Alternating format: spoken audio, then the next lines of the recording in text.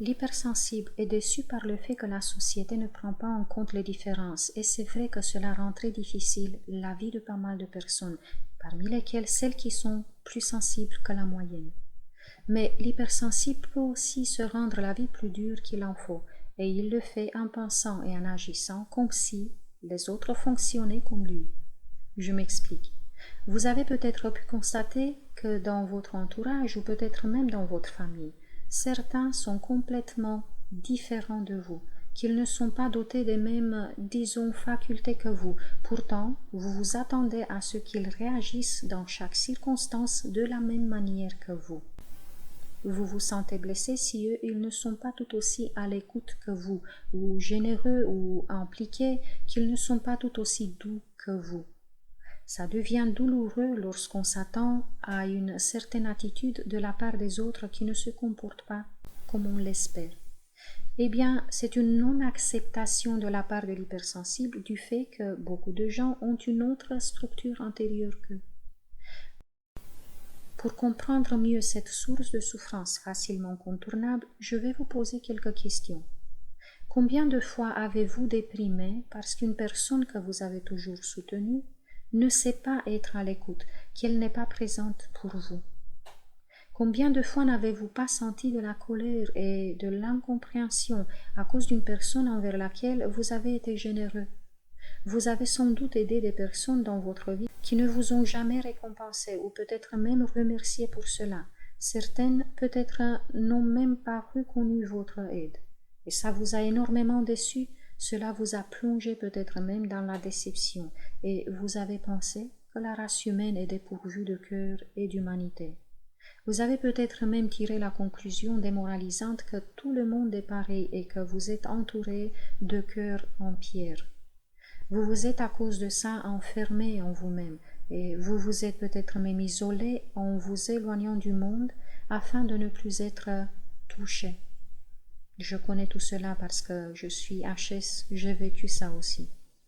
Mais si en nous isolant, nous avons raté l'occasion de rencontrer au moins une personne comme nous, qui elle aussi pourrait être enfermée dans sa carapace de protection.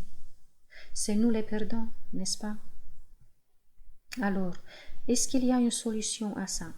Je pense que oui, et je pense que c'est même très simple. Pour moi, en tout cas, ça a marché.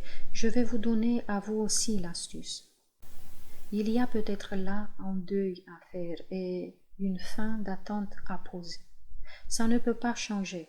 Ils ne peuvent pas changer.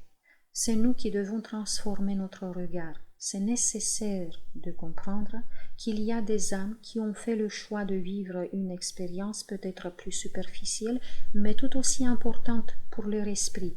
Il est difficile de voir toute l'étendue de la réalité multidimensionnelle. On ne peut pas se stresser à cause du bus 64 qui ne va pas sur la ligne du bus 65. Chaque direction a un sens, vous comprenez? Les gens moins sensibles ont cette expérience à faire et pour nous, c'est un gain d'énergie si on ne juge pas leur direction.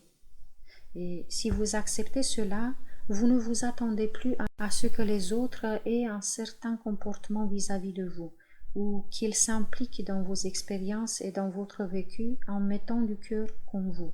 Vous acceptez qu'ils ne peuvent tout simplement pas être un support dans votre vie, car ils ont sélectionné un autre programme.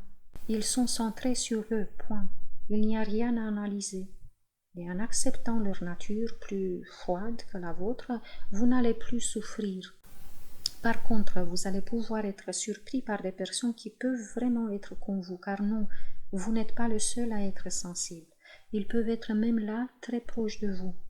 D'ailleurs, rappelez-vous de visualiser que dans votre futur proche, des êtres très doux sont présents, et votre inconscient vous montrera que c'est vrai. Dès lors, l'hypersensible a lui aussi à accueillir la différence des autres.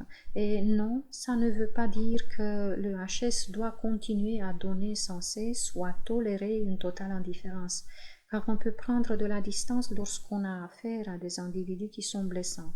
C'est juste une histoire de ne plus se tracasser par le fait que tout le monde n'est pas doux comme un agneau.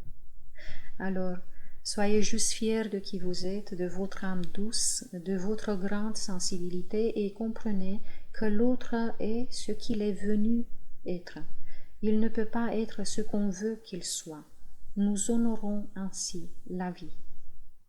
Et elle nous répond toujours.